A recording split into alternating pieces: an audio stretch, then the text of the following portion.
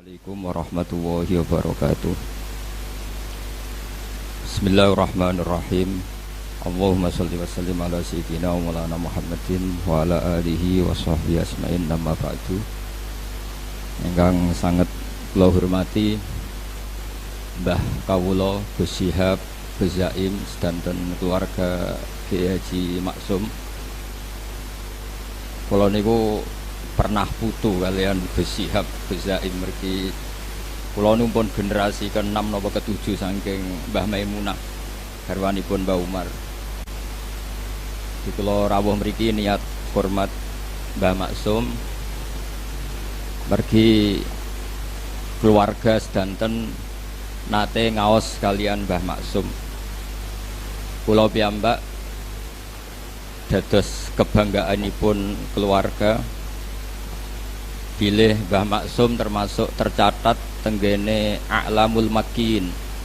Dados tiang-tiang Jawi sing namine Mudawwan dibukukan tenggene kitab-kitab teng Mekah, termasuk cetakan-cetakan Darul Minhaj sing dicetak teng Jeddah. Niku keluarga Lasem termasuk nyumbang paling kathah. Teng mriku wonten Mbah Maksum, Mbah Bedawi, Mbah Siddiq. Niku keluarga-keluarga Lasem ingkang dicatet teng A'lamul Makin, termasuk pun cetakan Darul Minhaj sing notabene nggih radi-radi Wahabi. Terus radi niku mboten pati tenanan, mergi tradisi teng Mekah niku ulama-ulama Wahabi nggih hormat kalian kita. Kula gadah kitab namine Al-Futya Al-Ulya li Hayati Kibari Ulama'i Saudiyah. Niku teng mriku teng Masailul Haji niku nggih nyebut ulama-ulama Indonesia termasuk Syekh Nawawi Banten, Syekh Mahfud Termas. Dan niki kula nyekseni piyambak Mbah Maksum niku tenggene A'lamul Makin termasuk ingkang disebat. Beliau disebat nasaban secara nasab nggih disebut bener Maksum bin Ahmad saterusé, terus belajaripun teng Syekhona Khalil tenggene Mbah sinten Mbah Soleh Darat, Soleh di Umar As-Samaroni. Mergi kula nyekseni sanget manhaj-manhaj ingkang dipun lampahi Mbah Maksum niku persis kalian sing dilampahi Syekhona Khalil. Terus kula gadah cerita Mbah Maksum nak ngaos tafsir ngantos dalu. Terus badhe niku kangkang munteng pondok, terus ujug-ujug dimulai malih. Terus saking akrabe kalian santri kadang-kadang tengah ngaji nggih, santri-santri guyon farkau apa aja ngrokok sik, Mbah. Sing paling kula kenang dari cerita-cerita kiai-kiai sing naos ngaji Mbah Maksum niku nak ngaos ngangge kopi, ngangge apa muk agung.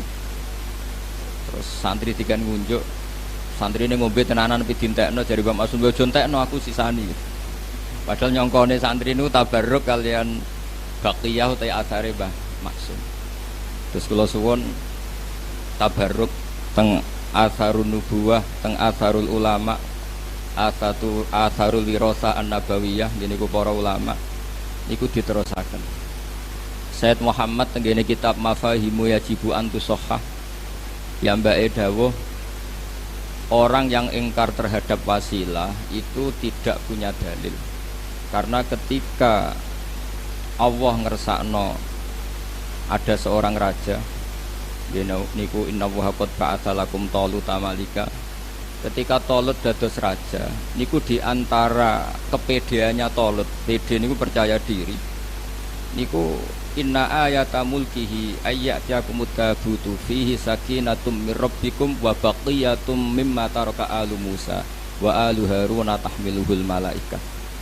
Terus Talut niku pede mimpin niku mergi gadah sunduk semacam kotak keramat nih cara mriki pedhi keramat sing teng mriku wonten baqiyatum mimma taraka alu Musa wa alu Haruna tahmiluhul malaika. Terus cara Ki Jawa kira-kira nggih jimat ngono. Nah sakniki jimate naga sastra disimpen mergo regane larang, mboten perkara warisane Nabi. Nah riyen niku Imam Ahmad bin Hambal niku nggih nyimpen rambutnya Rasulullah Shallallahu Alaihi Wasallam. Niku zaman fitnah mihnatil Quran. Ketika ulama-ulama dipeksa kendarani Quran niku makhluk, niku rambut niku domba ngambung kalian Imam Ahmad bin Hanbal. Khalid bin Walid niku ingin nyimpen sya'aratu Rasulillah sallallahu alaihi wasallam. Dan niku mutasil. Riyen wonten intelijen sing neliti Nabi Muhammad sallallahu alaihi wasallam, kekuatannya sampai mana. Pas intelijen saking negara musuh niku neliti, niku lapor tenggene rajane, kamu nggak akan mengalahkan Muhammad. Karena Muhammad, ya tentu nyebutnya Muhammad karena mereka orang kafir. Muhammad tidak pernah berludah kecuali sahabatnya berebut ludah itu, dan tidak pernah wudu kecuali kadu yaktatiluna ala wadu'i. Mereka hampir perang karena berebut sisa wudu. Wadu itu sisa wudunya Nabi. Dan ketika mereka Rasulullah cukur atau potong rambut, kadu yaktatilun, mereka hampir perang karena berebut sya'aratu Rasulillah sallallahu alaihi wasallam. Terus kula suwun teng mriki wonten ma'asiru wirasati Rasulillah sallallahu alaihi wasallam, yeniku Mbah Maksum sing kula asyhadu syahadatan sanate niku termasuk sanat ali. Mergi teng manaqibe Syekhina Khalil niku termasuk murid sing disebut Mbah Maksum. Teng masuk masaih Syekhina Khalil niku langsung Sayyid Zaini Dahlan. Terus menawi sanad kula, misalnya kula Mbah Mun, Mbah Zubair, Ki Fakih Mas Kumambang niku Mbah Mahfud lewat Sayyid Abi Bakar Sato Sohibul I'anah nembe Sayyid Zaini Dahlan. Menawi Mbah Maksum berarti Mbah Maksum Syekhona Khalil, Syekhona Khalil itu menangi Sayyid Zaini Dahlan. Otomatis dia menangi sinten Syekh Nawawi Banten. Terus sanad tenggene teng putih lasem niku termasuk sanad Ali. Sanad Ali itu derajat Mbah Maksum Syekhona Khalil langsung Sayyid Zaini Dahlan. Terus kula niku cara pernah keluarga ngundang Gus Syihab Gus Zaim yo Mbah, cara pernah guru nggih malah buyut. Iki wau misale kula Mbah Mun, Mbah Zubair, Ki Fakih Mas Kumambang, Mbah Mahfud, terus Sayyid Abi Bakar Sato nembe Sayyid Zaini Dahlan. Terus kula tok Sayyid Zaini Dahlan itu generasi ke-7. Nah menawi Gus Zaim, Mbah Ahmad Syakir, Mbah Maksum, Syekhona Khalil langsung Sayyid Zaini Dahlan, kinten-kinten kelima. Terus kula suwun tradisi-tradisi keilmuan, tradisi-tradisi tadwin nggih, membukukan manaqibul akhyar ini kedah dilakukan keluarga. Karena ngantos wonten aliran-aliran sing macem-macem niku sebabnya niku mboten merujuk al-kutubul mudawwanah, tidak merujuk kitab-kitab sing ditadwin sing mutadawal sing di napa nggih wirasatan jilan anjilin kabiron an kabirin. Terus memahami Quran itu sak karepe dhewe, mboten ngangge napa sanad.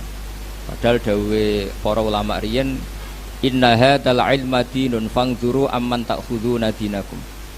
Ilmu iku agama, fangzuru amman ta'khuduna dinakum. Maka lihatlah siapa yang kamu ambil ilmunya. Pergi sebagian ilmu niku di luar dugaan akal. Kathah ilmu sing di luar dugaan apa? Akal. Misalnya ngeten, niki sing sering didawaken Mbah Mun. Ihdinas siratal mustaqim siratal ladzina an'amta 'alaihim. Kene apa kok ora ihdinas siratal mustaqim siratoka, dalan jejeg napa Gusti, dalane jenengan. Niku boten ngoten dawuhe pangeran. Mergo Allah niku la yaqulu wa la yasrab. Allah boten dahar, boten ngombe, boten sari. Sampeyan gak mungkin iso niru Allah. Mergo manusa niku hadis Allah qadim. Nak makhluk nirune ya apik makhluk. Sehingga niru kesolehan nggih niru Mbah Maksum, niru Mbah Bedawi, niru Mbah Sambu. Mergo ihdinas siratal mustaqim iku siratal ladzina an'amta 'alaihim. Terus nak wonten tiyang kok nyoal gunane syekh apa, gunane mursyid, gunane kiai itu mboten pati ngaji. Mulane pepatah tengene dunia tarekah orang sing man ta'allama bila syekhin fasayhuhu setan. Orang yang belajar tanpa guru, guru sing mu'tamad niku gurune setan. Mergo Allah ndawaken dalan lurus iku dalane sapa? Ihdinas siratal mustaqim siratal ladzina an'amta 'alaihim. Terus selama orang itu manusia, maka dalam kebaikan itu pasti butuh master, butuh percontohan. Mergi nak mboten enten percontohan sing didawakan ulama, sing ditakwil kalian ulama, niku orang akan memahami secara salah. Kula memberi contoh secara gampang, niki sebagai fakhr kula, bangga kula teng Mbah Maksum. Rasulullah Shallallahu Alaihi Wasallam niku tofa rokiban, beliau tawaf itu rokiban sambil berkendara. Tapi semua ulama dawakan tawaf masyian, tawaf secara jalan itu lebih afdol ketimbang tofa nopo rokiban. Karena al ajru bi qadrit ta'ab. Tapi umpama Rasulullah kok boten nate tawaf secara berkendara, maka kita tidak pernah tahu keabsahan tawaf secara berkendara. Akhirnya tiang-tiang sepuh yang pakai kursi roda, yang kita sepuh harus digendong. Ini mboten enten dalile. Tapi baru kayak Rasulullah nate tawaf rokiban, ini tiang-tiang sepuh yang ngasta kursi roda, ada dalilnya karena Rasulullah berkendara. Artinya ulama tahu bahwa ketika Nabi tawaf rokiban itu menjelaskan boleh, bukan menjelaskan afdoliyah status keutamaan. Maka dawuhipun Ibnu Hajar Al-Asqalani, Nabi tawaf rokiban itu wajib bagi Nabi karena Nabi punya kewajiban menjelaskan secara ilmu biar orang tahu kalau tawaf rokiban itu sah atau boleh. Begitu juga Nabi kadang waktu sholat itu namung istighfar salasan suman sorofa, istighfar ping 3 terus bar. Kadang waca subhanallah 33, alhamdulillah 33, wa akbar 33 terus wa yaqulu fi tamamim ni'ah wa akbar la ilaha illallah wa akbar. Nabi kadang wiridan sediluk itu wajib. Ben wong ngerti nak wiridan itu bukan wajib. Tapi nak sampean wiridan sediluk terus, niku keliru. Mergo ora tahu dadi rujukan. Tapi nak Nabi wajib, ben go iling-ilingan. Nak ngono iku mboten apa? Wajib. Wonten malih ini dawuh Fathul Bari, ini contoh pentingnya ulama. Nabi nak badhe salat niku aqbala alal hadirin. Niku semua riwayat aqbala alal hadirin. Madhep total ngetan. Cara teng Indonesia kira-kira madhep ngetan. Itu ulama mengatakan itu bukan sunnah yang mengikat dengan arti kita harus sepersis itu. Tapi Nabi ingin memaklumatkan bahwa sholatnya selesai. Karena andekan Nabi boten madhep ngetan, cara Indonesia madhep ngetan, madhep ke timur, maka akan dikira Nabi itu fi sholatin. Resikonya apa? Kalau orang jauh-jauh, ini kan Nabi itu imam yang luar biasa karena sayyidul awwalin wal akhirin, dan banyak sahabat dari daerah yang jauh itu lari-lari karena ingin menangi Nabi. Nah itu kalau Nabi tetap menghadap kiblat kemudian mereka takbir mengira dirinya masbuk, jebule Nabi pun badhe salat.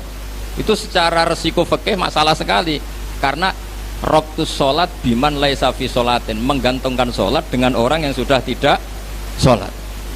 Andaikan Nabi tetap menghadap apa? Kiblat. Maka solusinya Nabi madhep ke timur supaya memaklumatkan bahwa beliau sholatnya selesai. Itu kalau nggak ulama tidak bisa. Meskipun tentu baik orang yang habis sholat madhep ngetan karena sunnah Rasulullah baik. Sing madhep ngalor gitu baik.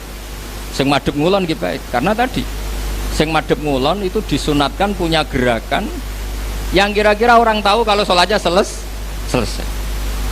Makanya tradisi guru-guru kita kalau tetap madhep ngulon itu oleh istighfar, oleh wiridan sing khas setelah sholat itu dibanterno ben ngerti makmum itu atau orang lain bahwa beliau sudah tidak sholat. Tentu ini tahmilan ulama niku penting sangat supaya orang maknani hadis itu mboten jumut, mboten kaku. Kayak apa Rasulullah handekan beliau tidak menghadap ke timur karena nanti dikira beliau fi sholatin. Kalau beliau fi sholatin dikira fi sholatin, orang yang datang Allahu Akbar niat makmum berarti apa? Menggantungkan sholat sama orang yang sudah tidak sholat. Itu secara status fikih masalah kan. Maka beliau untuk menunjukkan sudah sholatnya selesai menghadap timur. Sehingga dengan mahmal seperti itu, tahmilan fikih seperti itu, maka kita legowo. Ada orang yang setelah sholat tetap madhep kiblat. Bagaimanapun kiblat adalah afdhalul jihad. Ada yang menghadap ke utara, ada sebagian kiai yang menghadap ke timur.